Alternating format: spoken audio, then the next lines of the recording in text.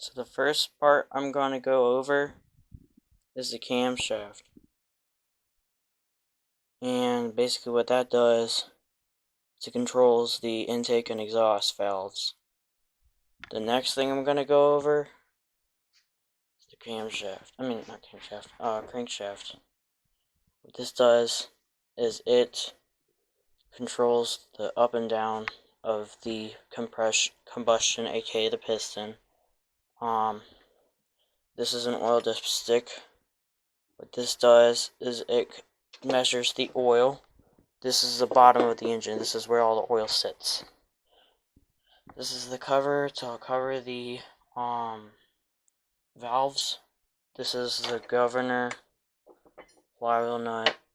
This is a rocker. This is what goes up and down on the valves.